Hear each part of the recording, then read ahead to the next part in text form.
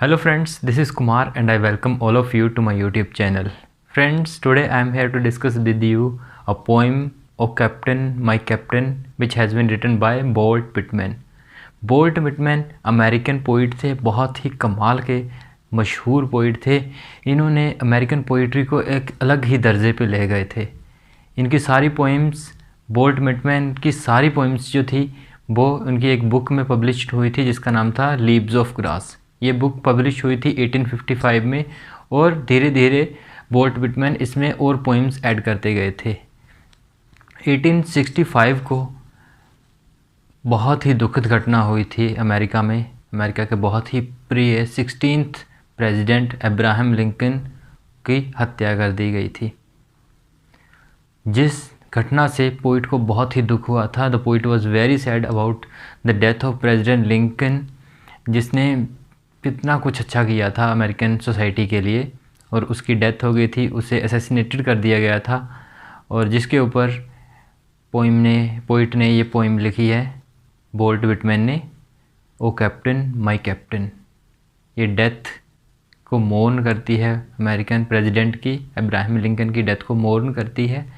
और ये पोइम को इस पोइम को 1865 में इस बुक में ऐड कर दिया गया था लीव्स ऑफ ग्रास में, और उसी ईयर को ही ये पोइम पब्लिश हुई थी। तो फ्रेंड्स, ऐसे था कि from 17 to mid 19th century जो स्लेवरी चली हुई थी अमेरिकन सोसाइटी में। स्लेवरी इन द सेंटेंस कि जो अफ्रीकन्स थे उनको ख़रीदा जाता था और उन्हें बेचा जाता था एज ए स्लेव, और उनके जो बच्चे होते थे उन्हें भी स्लेव्स ही कंसिडर किया जाता था अमेरिका में। और ये बात अब्राहम लिंकन को जब वो यंग एज में था तभी से पसंद नहीं थी उनको ये बात, और उन्होंने तभी सोच लिया था कि अगर वो कभी भी अमेरिका के प्रेसिडेंट बने तो वो स्लेवरी सिस्टम को ख़त्म करेंगे। लेकिन जब फाइनली अब्राहम लिंकन प्रेसिडेंट बन गए 1861 में, जब वो प्रेसिडेंट बने, तब उन्होंने इस डिसीज़न को पूरा करने का सोच लिया कि हाँ, अब मैं स्लेवरी को अमेरिका से ख़त्म कर दूंगा। तो जब उन्होंने ये डिसीज़न लिया तो नॉर्थन साइड थी तो जो वो अब्राहम लिंकन के साथ थी, और जो सदर्न साइड अमेरिका था वो अब्राहम लिंकन के ख़िलाफ़ था।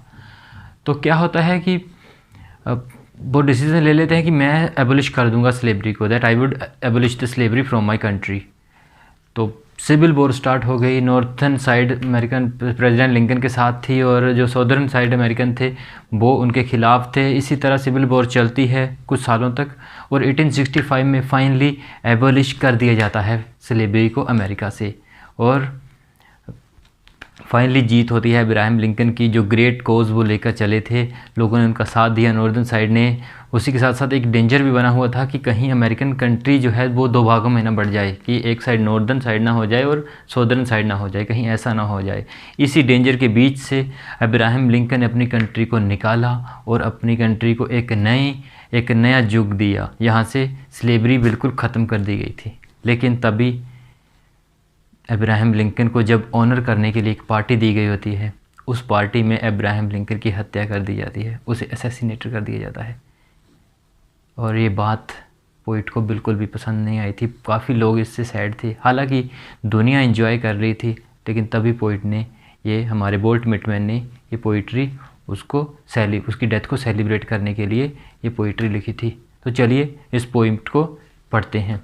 इस पोइम में एज ए मेटाफरिकल यूज़ किया गया है, कैप्टन अब्राहम लिंकन के लिए किया गया है, जो शिप को लेके जा रहा है, और शिप यहाँ पे कंट्री है उनकी, अमेरिकन कंट्री को एज ए शिप ऑनर किया गया है। तो चलिए ज़्यादा समय वेस्ट ना करते हुए पोइम पढ़ते हैं।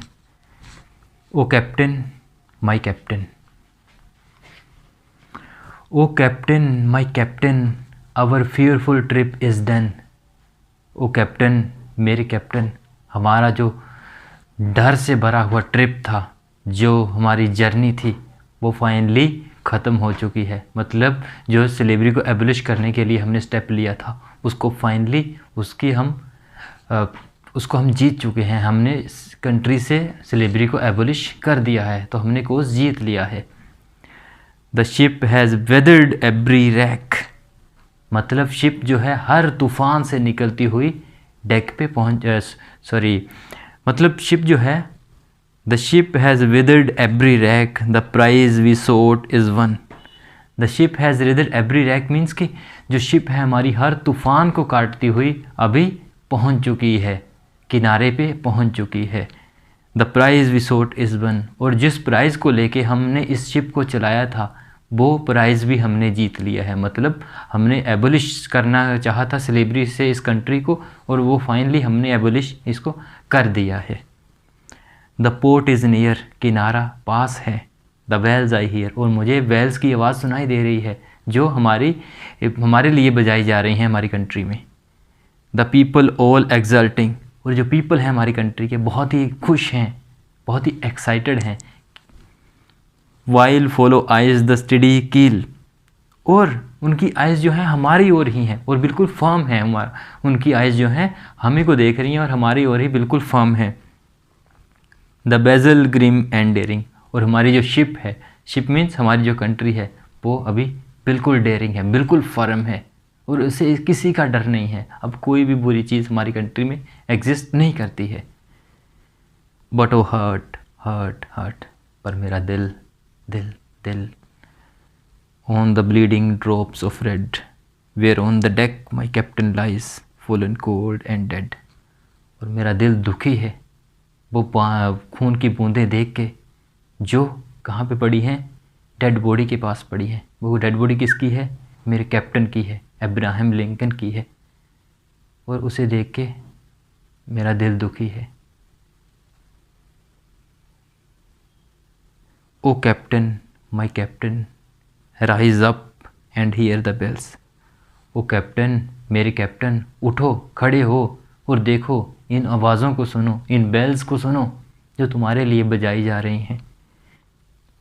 Rise up for you the flag is flange, खड़े हो जाओ, तुम्हारे लिए ही इस झंडे को, हमारे देश के झंडे को लहराया जा रहा है। फॉर यू द बगल ट्रिल्स, तुम्हारे लिए ही बिगुल बजाया जा रहा है।